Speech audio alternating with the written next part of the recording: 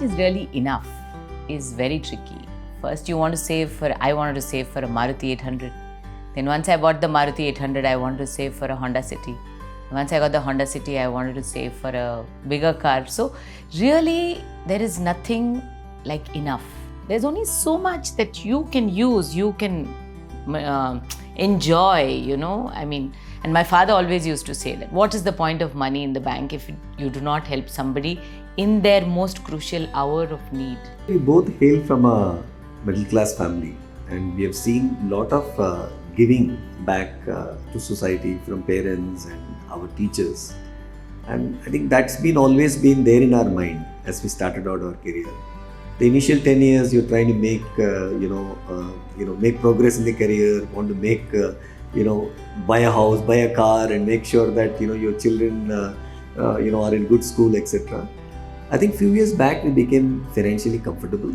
And once we became that, this thought of giving back, became stronger. And then I got to know about this platform. And quickly, discussed with Sarika, and we both decided to kind of come on board. It's not easy, but I think it's an important thing to accomplish in your life. I mean, my needs are taken care of to a reasonable extent, but one has to really define what is it that one wants. There's no extent to what one can want in terms of the future. As I said again, when you live in a country like India, it's very important that you balance your requirements with what's going, what you see around you in terms of the benefits. And so I think I just felt that I wanted to give back to others to get the same opportunity that I had been given in life. All that happens when you actually try and work with people, help them out and so on. So for example, when you construct homes, for people in different tribal areas, and when you go and make a visit, you see such a huge difference in their lives. Then for the next 1 week, 2 weeks, for me, it makes such a big difference in my life. So I don't think of this as something where we are helping others. I think of it as they are helping us feel happy about ourselves. There were mainly 3 questions. One is that, do we need to immediately give back half our wealth? Or can we do it in our lifetime? The third is, can I do after our life at will? So these 3, we wanted to know how it can be structured. Once we spoke to the LMP team, Living My Promise team, we got to know that you have the flexibility. You can start small, or you can give everything in your will.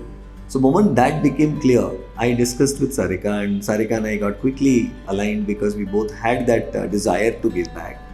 Then interestingly, we involved our children.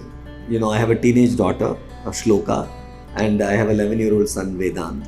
So we spoke to them, and funny enough, my younger one said that, does it mean that we're going to go out less, we're not going to have pizza, we're not going to go out in an international holiday, etc. I said, no beta, all that is planned for. This is in addition, we have some. So instead of buying a second, let's say an iPad, instead of buying a second car, those become excess. So can we do this? He said, then he got it. He said, yeah, sure, why not, right? Actually, I think whatever we have achieved in our lives, big or small, I think it's because of the education that we got from our parents. And both of us strongly believe that the biggest inheritance we can leave for our children is really education. And that's what we have actually planned. So when you mentioned that, we have done a financial planning, we have enough for our children's education, for elderly care, my parents, his parents, and also for our own dreams and our own aspirations of how we would like to live our life. So I think now in our minds we have something called enough, and we are ready to really give back to the society from where we come.